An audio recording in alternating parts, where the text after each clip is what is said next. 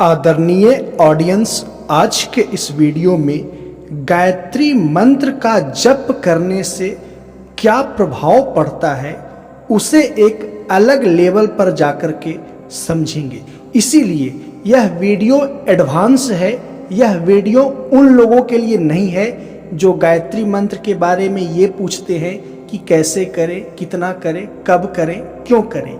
यह वीडियो उन लोगों के लिए है जो प्राथमिक स्तर पे ये जानते हैं कि गायत्री मंत्र का जप कैसे मनोवैज्ञानिक ढंग से किया जाता है, कब किया जाता है, विधियां क्या है, जो कि मैं अपने पहले के काफ़ी सारे वीडियोज में बता रखा हूं। उसे जाइए, स्क्रॉल करिए, देखिए और समझिए। यह वीडियो थोड़ा गायत्री मंत्र के बारे में उच्च स्तरीय मनोविज्ञान से भरा है। देखिए गायत्री मंत्र आपके ऊपर क्या असर करता है।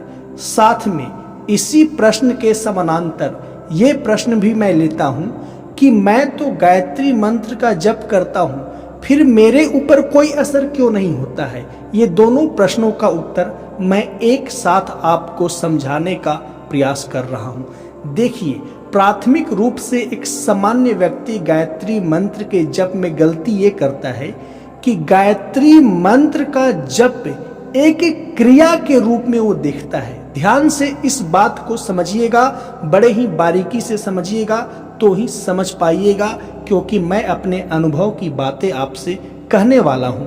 एक सामान्य सा व्यक्ति गायत्री मंत्र का जप को एक क्रिया के रूप में देखता है।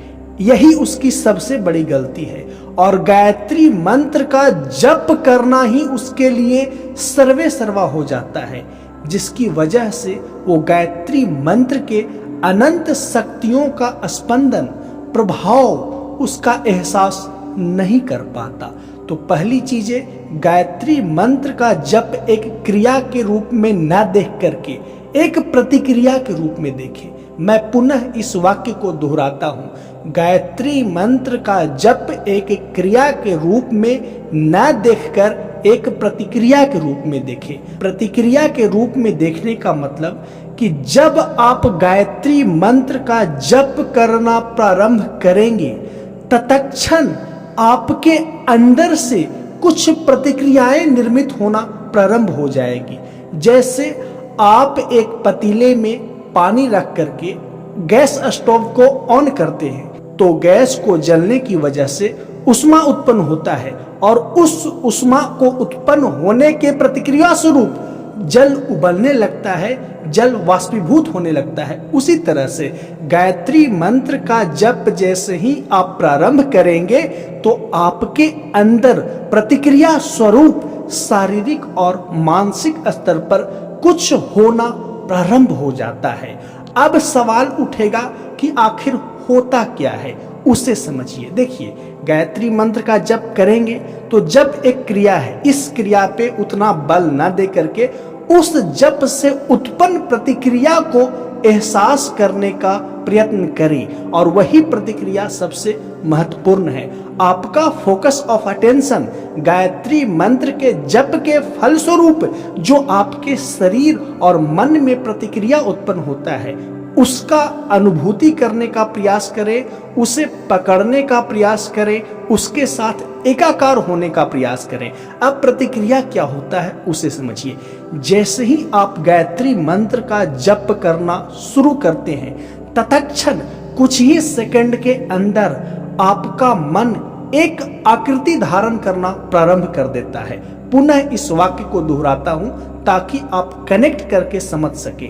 जैसे ही आप गायत्री मंत्र का जप करना प्रारंभ करते हैं, तत्क्षण आपका मन एक आकृति धारण करना प्रारंभ कर देता है। तो आपके अंदर पुनः सवाल आएगा कि ये मन की आकृति धारण करना क्या है। इसे जरा लघु में, संक्षेप में समझते हैं। देखिए, एक इंसान का मन किस आकृति में होता है?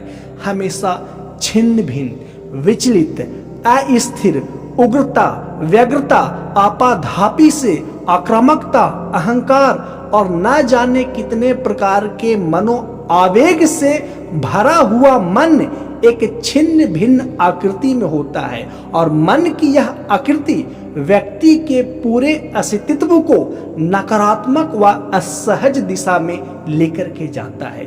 तो एक सामान्य मनुष्य के मन की आकृति कैसा होता है वो आप समझ गए, लेकिन वही सामान्य मनुष्य जब गायत्री मंत्र का जप करना प्रारंभ करेगा तो उसका मन एक निश्चित आकृति में आना शुरू हो जाएगा, यानी कि मन एक निश्चित आकृति को धारण करना प्रारंभ कर देगा और वो निश्चित आकृति सबसे पहले आपके अंदर स्थिरता, एकाग्रता के रूप में व्यक्त होगी और आप शांत चित्त व स्थिर होने लगेंगे। आप अपने शरीर और मन को समानांतर रूप से, या समानांतर रूप से कहना शब्दावली सही नहीं है, समान रूप से एक दूसरे से जुड़ा हुआ महसूस करेंगे। आपका मन में एक विशेष बल का एहसास करेंगे, एक आनंद का, स्पर्श का अनुभूति आप शारीरिक व मानसिक स्तर पे करेंगे, क्योंकि गायत्री मंत्र का जप जैसे ही प्रारंभ करते हैं तत्क्षण मन एक विशिष्ट आकृति धारण करना प्रारंभ कर देता है।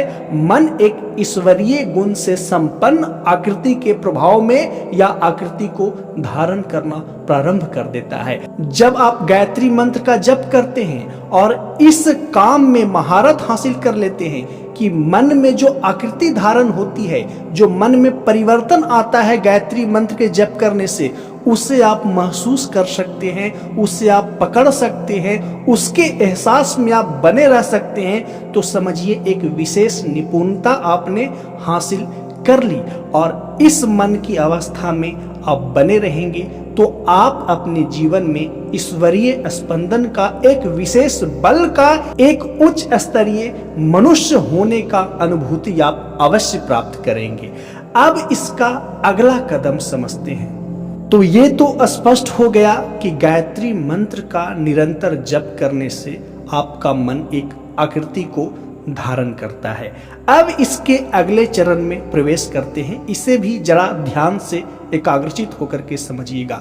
गायत्री मंत्र में जितने भी अक्षर निहित हैं उन सभी अक्षरों का चोट आपके अंतःकरण में, आपके मन में, आपके शरीर के सूक्ष्म केंद्र पे पड़ता है। मैं पुनः दोहरा दूं, गायत्री मंत्र में जितने शब्द हैं, जितने अक्षर हैं, उन सभी अक्षरों का प्रभाव आपके शरीर के सूक्ष्म अंगों पे एवं मन पे पड़ता है और गायत्री मंत्र का हर एक अक्षर आपके ऊपर चोट करता है, जिसके फल स्वरूप आपके अंदर से एक विशेष लहरिया का निर्माण होता है।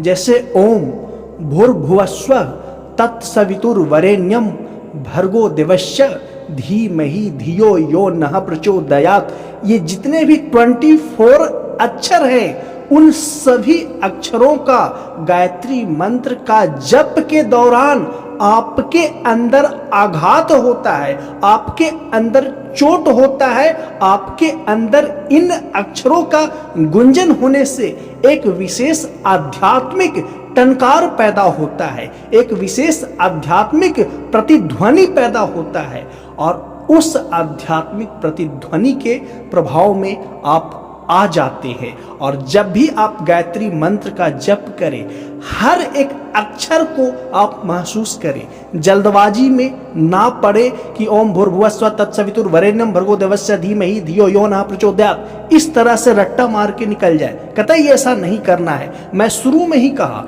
कि आज के वीडियो में मैं उच्च स्तरीय बातें आपसे बताने वाला हूं गायत्री मंत्र के बारे में।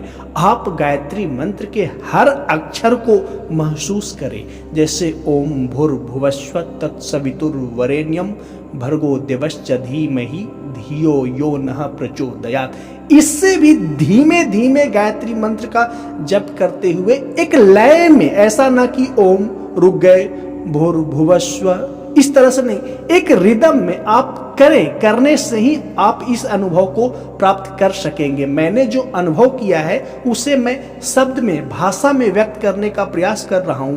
यानी गायत्री मंत्र का जप आप करें, उनके अक्षरों को उस अक्षरों के जप से जो आध्यात्मिक टंकार पैदा होता है आपके अंतःकरण में, उसे महसूस करें तो आप पाएंगे कि आपके अंदर एक प्रकार का होश, एक प्रकार का जागरण, एक प्रकार का सुरति, एक प्रकार का दीपक जल रहा है और उसे एहसास के रूप में, अनुभूति के रूप में आप एक्सपीरियंस करेंगे। आपको फील होगा कि आप विशिष्ट हो चुके हैं, आप सामान्य नहीं रहे गायत्री मंत्र के जप के दौरान। तो इसके हर शब्द एक विशेष टंकार पैदा करता है, इसके शब्द आपके अंदर चोट करता है चेतना में, आपके शरीर और मन में, और एक विशेष तरंगों का आविर्भाव करता है, जिसे विभिन्न प्रकार के शब्द और वाक्यों के नाम से आप बता सकते हैं, कह सकते हैं। तो यही गायत्री मंत्र की विशेषता है। आशा करता हूं इतनी गहरी बातों को आप समझ पाए होंगे। साथ में ये भी मैं बता दूं कि गायत्री मंत्र में इतनी शक्ति निहित है जिसका मैं कहूं तो 0.something% भी एहसास नहीं कर पाया हूं। जितना मैं इस मंत्र में समाहित होता हूं उतना मैं पाता हूं कि इससे और कुछ आगे हो सकता है, क्योंकि इस मंत्र को जपने की कला है और आप जब जपना प्रारंभ करेंगे तो ही इस कला में महारत होंगे। इसके लिए किसी गुरु की आवश्यकता तो है ही अनुभविक रूप से, साथ में आप अपना गुरु स्वयं बन सकते हैं यदि आपकी चेतना कुशाग्र है, बुद्धि कुशाग्र है, आप संवेदनशील व्यक्ति हैं। तो आशा करता हूं आपने समझा होगा कि गायत्री मंत्र क्या प्रभाव डालता है और आपके ऊपर क्यों गायत्री मंत्र का जप करने से कोई प्रभाव नहीं पड़ता है। दूसरा कि गायत्री मंत्र का जप करने से मन एक विशिष्ट आकृति में आ जाता है, मन विशेष आकृति धारण करता है। और तीसरा, गायत्री मंत्र का हर एक शब्द, हर एक अक्षर आपके अंदर विशिष्ट आध्यात्मिक टंकार पैदा करता है, जिससे आप सामान्य नहीं होते, मानसिक, शारीरिक और आत्मिक स्तर पर विशेष हो जाते हैं। आशा करता हूं मेरी इस बातों को गहराई से समझे होंगे। इसीलिए मिलते हैं नेक्स्ट वीडियो में। वीडियो को देखने के लिए धन्यवाद।